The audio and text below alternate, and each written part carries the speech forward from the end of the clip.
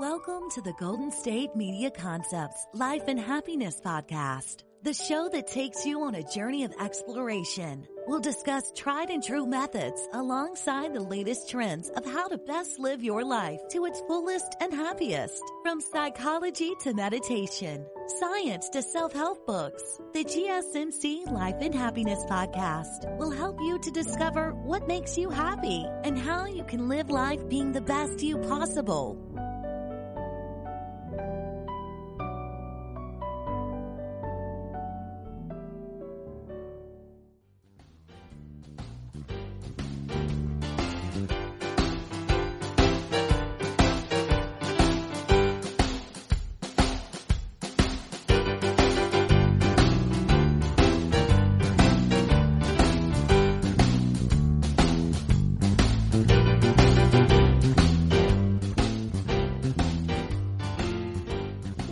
GSMC Life and Happiness Podcast, brought to you by the GSMC Podcast Network. I am your host, Alyssa Jo.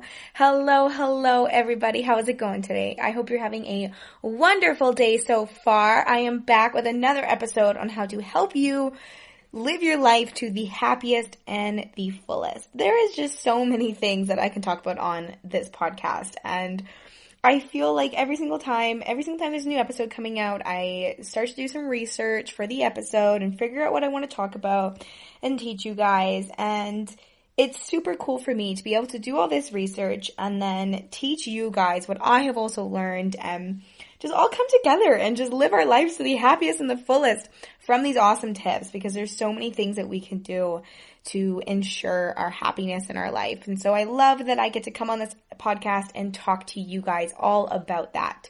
So with that being said, today's episode, as I'm sure you got from the title, is about the road to resilience. And resilience, by definition, is adapting and responding positively to stress and adversity. So we all have stress in our life. We all have obstacles that we go through. Life likes to throw us curveballs and different turns and twists, and we never really know what's going to happen.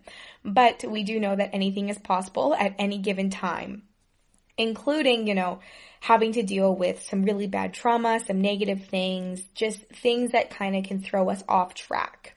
And I talk a lot about coping mechanisms on this podcast and ways that we can get out of that rut and we can stay healthy with our mental health and everything like that, right? It all comes full circle, right? So today I wanted to talk about resilience, because resilience is not something that you just have or you don't have.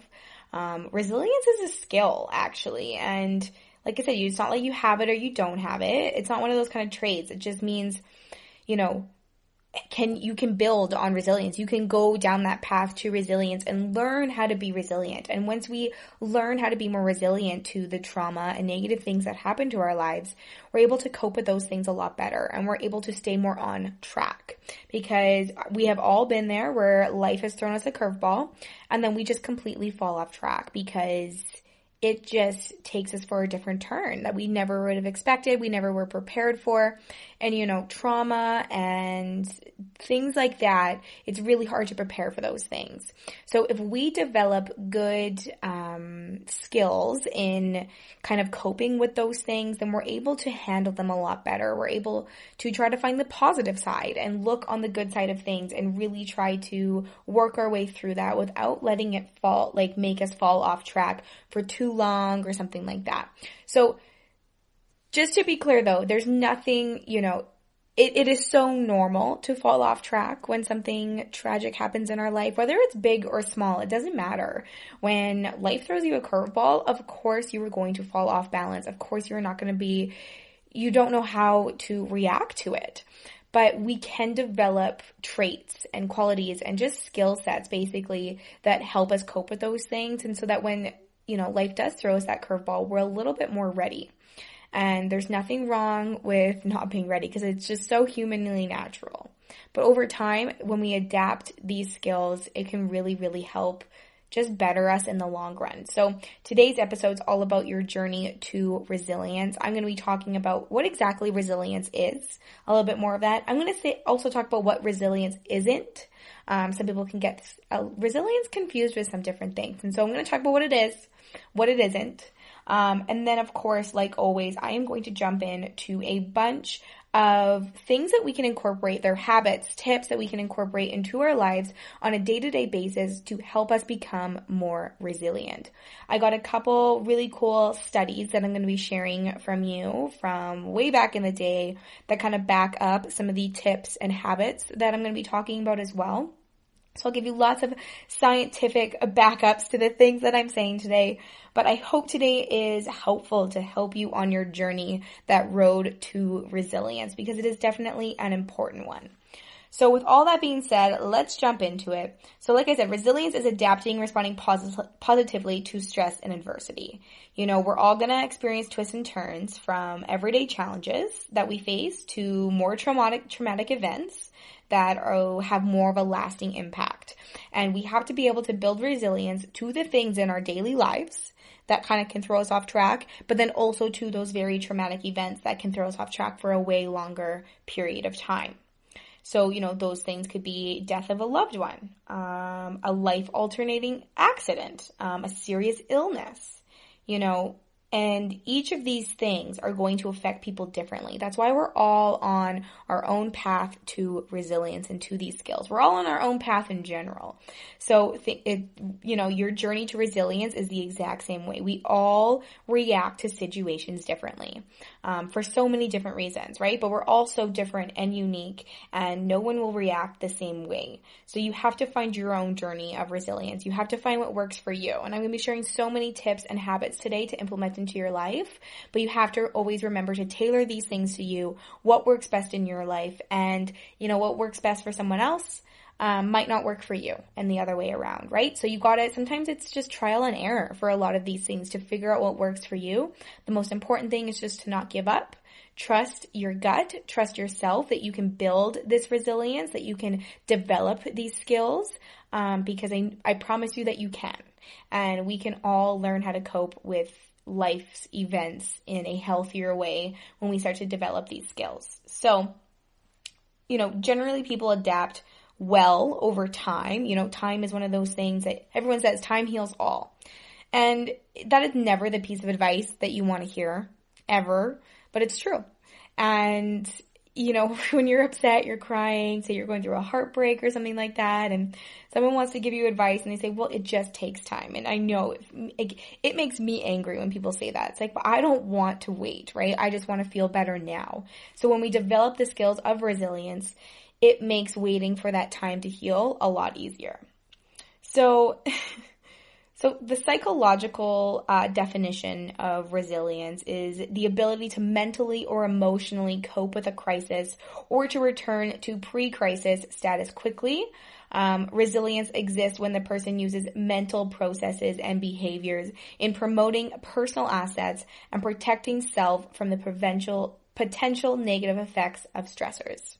This is all, tailored individually, right? We all have different personal assets when it comes to dealing with the negative effects from our stressors. So no matter the scale of your tragedy, what happens, whatever event, whatever curveball life threw at you, resilience is all in how you respond to that event, to that tragedy, to that curveball. So resilience is a skill, okay? And basically, whether you sink or swim, it's a skill that can be taught. So that's what I'm here to do today, is help teach you how to become more resilient. So now you kind of know what resilience is. Now I want to talk a little bit about what resilience isn't.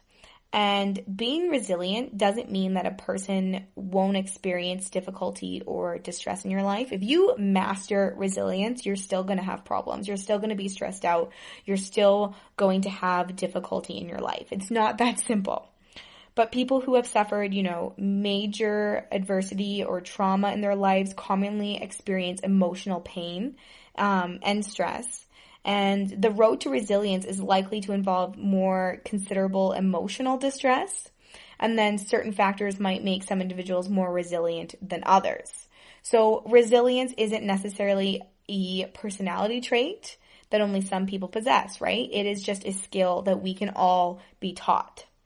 So resilience involves behaviors, thoughts, your actions that anyone can learn and can develop. So the ability to learn resilience is one reason that some of the research has shown that resilience is ordinary, not extraordinary. Okay, so keep that in your head. This is something that you can learn. So one example is the response of many Americans to the September 11th, 2001 terrorist attack and the individual's efforts to rebuild their lives after tragedy. Right? We all react to things differently. So just like building a muscle, increasing your resilience takes time, and it takes your intention to do that. It takes a lot of mental power and physical power to be doing this. And focusing on 4 core components can really help you, which is I'm going to be talking about these 4 components in the tips and habits that I talk about. So connection, your wellness, healthy thinking, and meaning. So this can all empower you to withstand and learn from difficult and traumatic experiences. And it can increase your capacity for resilience to weather and to grow from and those difficulties. And we can use these strategies to build those things. Okay, so I hope that made sense. Basically, the main point that I want you to get out of what resilience is and what resilience isn't is it's not something that we can just all have, right? It's not extraordinary, it's ordinary. So we can all learn these skill sets. All right, it is time for a break, but do not go anywhere. When I get back, I'm going to jump into some tips and tricks of how we can become more resilient. The habits that we can implement to our lives, just the tips that we need to focus on, the things that we can set our intention to, and we can build this skill of resilience. So stay tuned. I will be right back. Are you tired of the same old news? Are you sick of the seemingly endless political spin and negativity? The GSMC America Still Beautiful podcast is a weekly news podcast covering all the top positive and uplifting news stories. We cover stories that will inspire, uplift, and remind you of the good in the world. Tune into the Golden State Media Concepts America Still Beautiful podcast to get all the great and positive news stories of today. Download the GSMC America Still Beautiful podcast on iTunes, Stitcher, SoundCloud, Google Play, or anywhere you find podcasts. Just type GSMC in the search bar.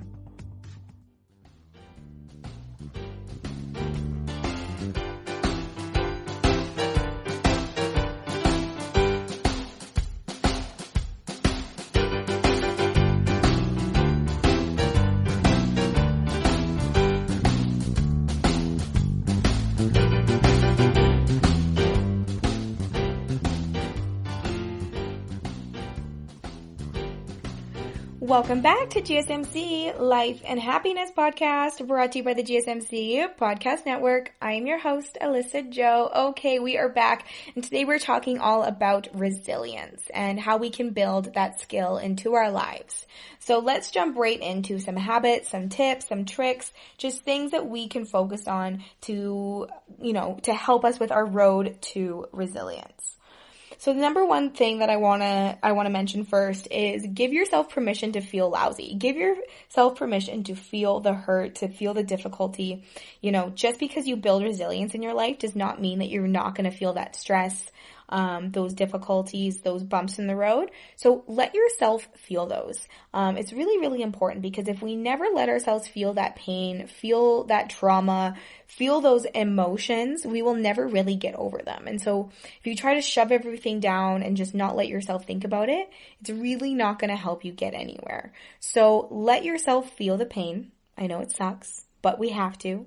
Let yourself feel the pain. Let yourself feel those deep emotions. That is normal.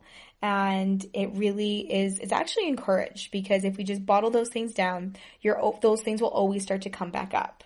So, true resilience doesn't mean that you just never get discouraged, right? So pain is almost universal among the resilient as well. So if you ever encounter a painful struggle, you never get to discover your resilience. So what matters isn't how you feel, it's that you get up again. That's resilience, right? You can feel that pain and you can feel that struggle, but building your resilience means that you're going to pick yourself back up and you're going to keep going. So let yourself feel lousy. Let yourself feel those emotions. The important part is that you're able to pick yourself back up and get back on track. Okay, so that's resilience. Now, the next thing is prioritizing your relationships. This is all about connecting with people, and connecting with empathetic and understanding people can really remind you that you're not alone in the midst of your difficulties. Talk to a friend, talk to your family members, talk to a stranger, talk to a therapist. Just talk about it. Focus on finding trustworthy and compassionate people in your life who really do validate your feelings, and that will support your skill of resilience when you do that. Having that connection, being able to talk about it, having those meaningful relationships in your life will help you build that resilience, because it is a lot easier to get through something or get over something when you have that strong connection and that support system around you. Now, let's talk about another component of building your resilience, and that is fostering your wellness, okay? So focusing on your overall well-being, your wellness. So the first thing I want to mention is taking care of your body.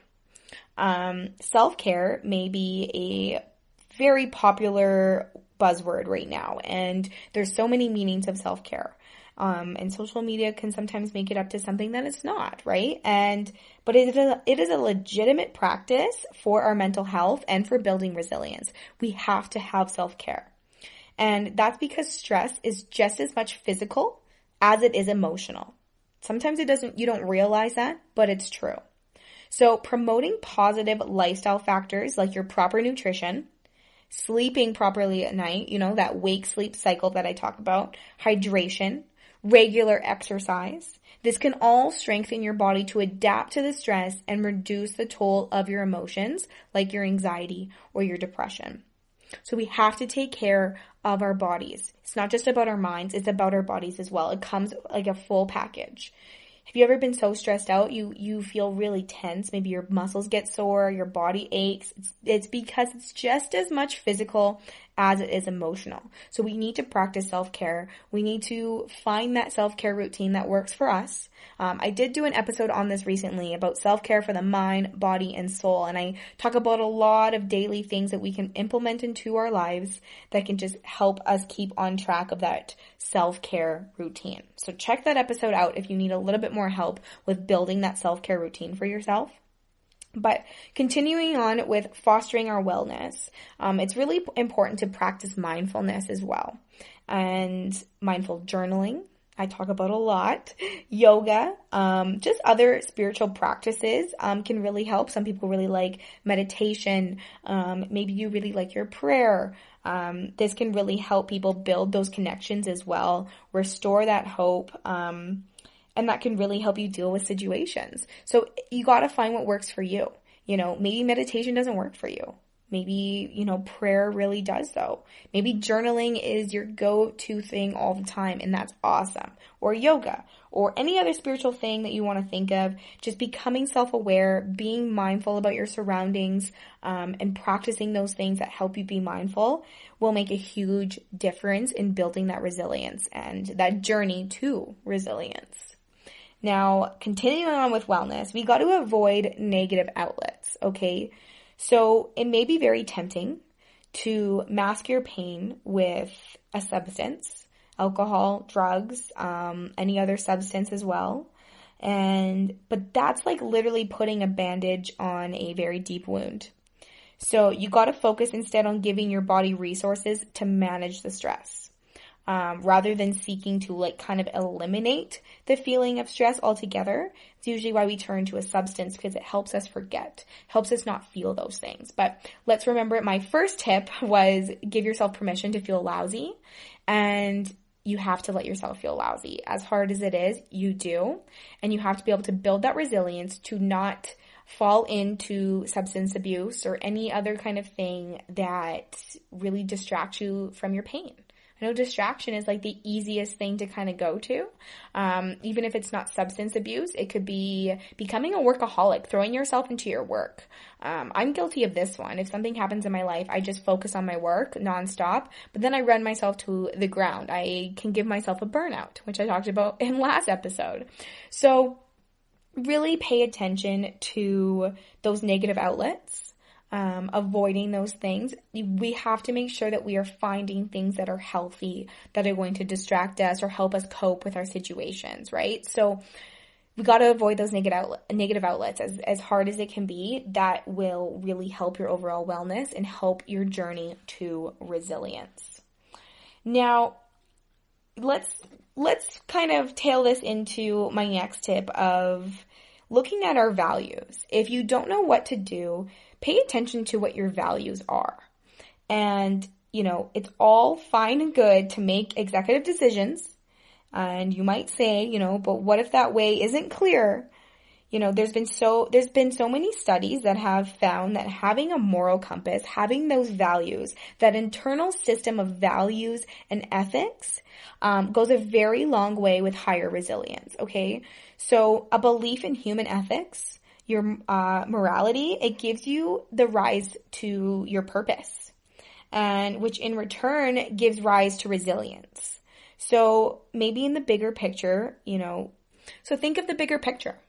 If something happens in your daily life or even a traumatic event and you're just wondering why, and you're having a really hard time avoiding those negative outlets, coping with the stress, coping with the traumatic situation, you got to really focus on the bigger picture. And when you don't know what to do, turn to your values, turn to what you believe in, and write these things down on a piece of paper and pay attention to them. Really let yourself think about them. And defining your values can be a really difficult thing to do. It's not as easy as it may seem. A lot of people just make it, I believe in this, I believe in that, and I believe in this, and, but we can all believe in certain things, but really, what do you truly feel at your core about certain things in our lives, right? So pay attention to your values, to your ethics.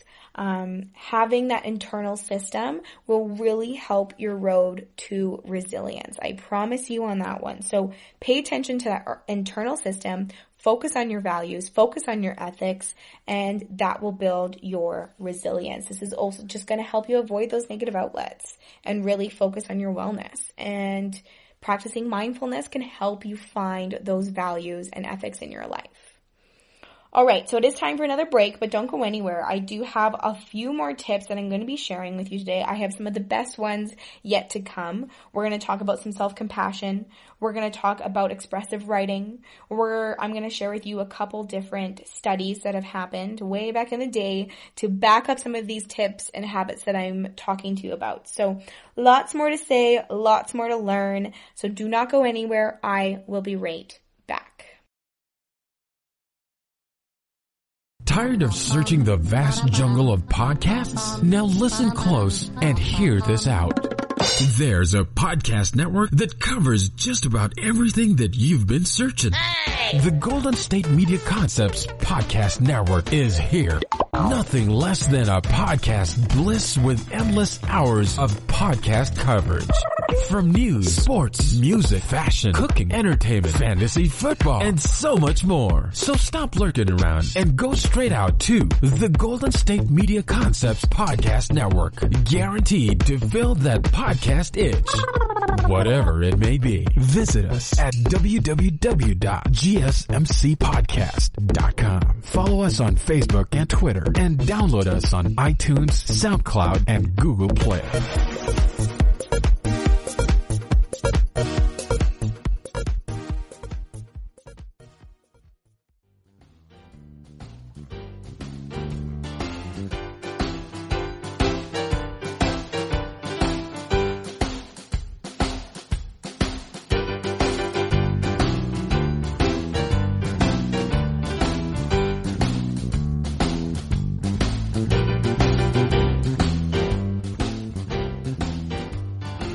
Welcome back to GSMC Life and Happiness Podcast, brought to you by the GSMC Podcast Network.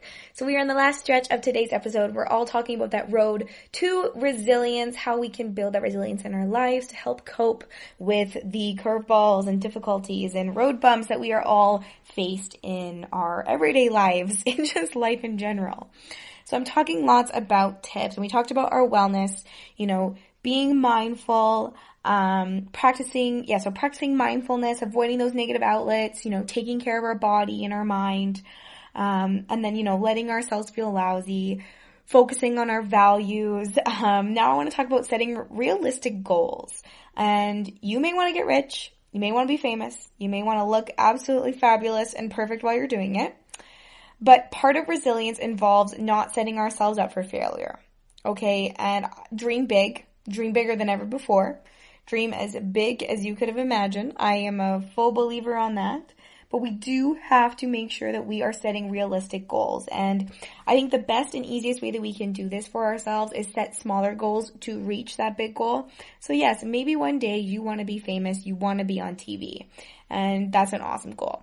But if you just start focusing on that, it's kind of unrealistic. But if you start, focusing on smaller goals to work your way up to that, it's a lot more encouraging, a lot more motivating. It's going to help build your resilience because you are going to be succeeding and you're going to feel successful at achieving, even though they might be smaller goals. They're still goals. It's still a victory to be celebrated. So start with setting smaller goals for yourself so that you are always ensuring that you are having realistic goals in your lives. Now, we talked a little bit about connection. We talked about, fostering our wellness. I said that there was 4 components of resilience, right? So now I want to talk about healthy thinking. This is so important, having that healthy inner dialogue in our head. And a really, smart way to be able to focus on that inner dialogue and make sure that it is a positive inner dialogue that we are saying to ourselves is by keeping things in perspective. And how you think can play a very significant part in how you feel. I've talked about that lots on this podcast, and how resilient you are when you're faced with obstacles. It can really play a huge part with how you're feeling, right? So try to identify areas of irrational thinking. So your tendencies to kind of, catastrophize your difficulties, or just assume that the world's out to get you, that you are just doomed and you're never going to make it through. Adopt more of a balanced and realistic thinking pattern. So that's really by gaining perspective. So let's say that you're feeling overwhelmed by a challenge that you are faced. Just remind yourself that what happened to you isn't an indicator of how your future will go, and that you're not helpless. You're not hopeless. You can make it. You may not be able to change a highly stressful event that has happened in your life, but you can change how you interpretate it and how you respond to it, right? So that's that resilience. So let yourself gain perspective. Try to put yourself in someone else's shoes. If it is your difficult road bump is involving somebody else, take a step back, and just really try to gain that perspective. And time will do this for us as well. Sometimes when we're really overwhelmed and upset about an event, we can't let ourselves think about it too much in that moment, as hard as that is. But gaining some perspective can really just mean by gaining some time. Give yourself the night to sleep on it, let yourself feel it out a little bit more, and then see how you feel the next day. That will help you gain that perspective. So with that being said, my next tip is accepting your change. And accept that change is a part of your life. Certain goals or ideals may no longer, be attainable as a result of adverse situations in your life. So accepting those circumstances that cannot be changed can help you focus on circumstances that you can alter. Maintain a hopeful outlook. It's hard to be positive when life isn't going your way. We all know that. But an optimistic outlook empowers you. It really empowers you to expect that there are good things that are going to be coming to you and good things that are happening in life. So try visualizing what you want rather than worrying about what you fear. This is super important. And, along the way, just note those subtle ways in which you start to feel better as you deal with some more difficult situations. Really pay attention to yourself. Really do some self-reflection. Goes into my next tip of the practice of expressive writing. So expressive writing can move us forward by quite a lot by helping us gain new insights on the challenges in our lives. And it involves, free writing continuously, basically for 20 minutes straight at least, about an issue. Just pick that event in your life that's bothering you, pick that subject, and just start writing about it. No judgment by yourself. Just take a piece of paper and a pen or a pencil and start going. Just explore your deepest thoughts and your feelings around that subject or that event. And the goal is to get something down on paper and just not to, it doesn't have to be a masterpiece. No one else needs to read it. It can be scribbles. You can just let your emotions out on that piece of paper. And trust me, this will really help you gain a hopeful outlook. It's going to help you accept that change or that event going on in your life. It's going to help build that healthy inner dialogue, get you on a good perspective of things. Expressive writing does so much for our mind, our bodies, our soul. It is huge. So expressive writing is big. Take 20 minutes and just start writing down your thoughts. There was a study back in 1988. And it found that participants who did expressive writing for 4 days were healthier 6 weeks later and happier up to 3 months later when they were compared to people who wrote about superficial topics. So write things that mean something to you. And in writing, the researchers suggest that, we're forced to confront ideas one by one and we give them structure within our writing. So this may lead to new perspectives or getting that healthier perspective. So we're actually crafting our own life narrative and gaining a sense of control. So there you have it. That study proves that you just got to pick up a piece of paper and a pen and start writing your thoughts. It's going to help gain some self-control, going to help you get a new perspective, build some structure on the thoughts that are going in your head that can feel a little bit chaotic. So write things down. My next thing for you is self-compassion. And self-compassion involves offering compassion to ourselves. It's pretty self-explanatory. Confronting our own suffering with an attitude of our warmth and kindness, without any judgment whatsoever. There was another study where participants in an 8-week mindful self-compassion program reported that more mindfulness and life satisfaction, so with lower depression, anxiety, and stress afterward, that were compared to people who didn't participate in this study. So the benefits lasted up to a year. So show yourself some self-compassion. There's this thing, it's called self-compassion break, okay? And it's something that you can do at any time when you start to feel overwhelmed by pain or stress in your life. It has 3 steps, which all correspond to 3 aspects of self-compassion. So let me tell you about those. Number 1 is just being mindful. So without any judgment or analysis, basically just notice what you're feeling. Say that this is a moment of suffering, or this hurts, or this is stress, but this is the moment. You don't need to, over-exaggerate it, make it more than it is. Let yourself feel that pain in that moment. The next is remember that you're not alone. So everyone experiences, these deep and painful human emotions that we all go through when an event has come to us, or a traumatic loss or anything like that. And although, all of these causes might be different from one another, we all do go through these road bumps.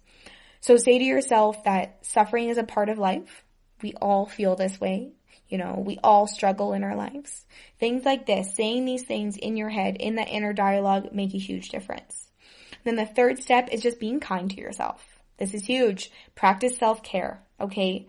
Put your hands on your heart and pay attention to how you're feeling and say something in your head like, may I give myself compassion?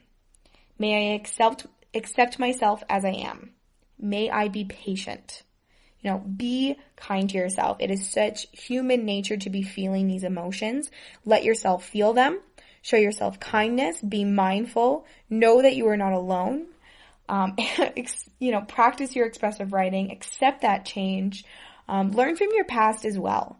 We can grow and learn. Remember, I always say that, we should not dwell on our past, but we should take it as a lesson that's learned. We should take those lessons and implement them into our lives now, into the present moment, and learn from our mistakes, learn from our heartache, learn from that pain, from those traumatic events, and move forward from those. All right, well, that is all the information that I have for you today. I hope you enjoyed today's episode. Thank you so much for being here. Thank you for listening to GSMC Life and Happiness Podcast, brought to you by the GSMC Podcast Network. I am your host, Alyssa Jo. I so appreciate you being here. Please do not forget to hit that subscribe button. I have new episodes out every single Monday and Thursday. Head over to our social media pages. I update those regularly. So like and follow those. And then of course, leave a 5-star review. You know how much I love reading the reviews and how much it helps. Thank you, thank you, thank you. Stay positive, stay happy, and always focus on the good. Thank you. Till next time.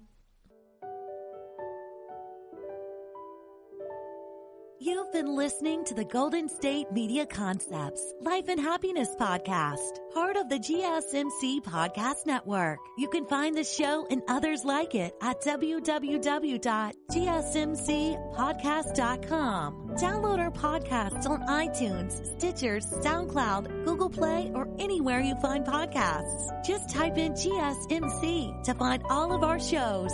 From the GSMC Podcast Network, from sex and relationships to health and wellness, life and happiness, and even weird news. You can also follow us on Twitter and Facebook. Thank you, and we hope you have enjoyed today's episode of the Golden State Media Concepts Life and Happiness Podcast.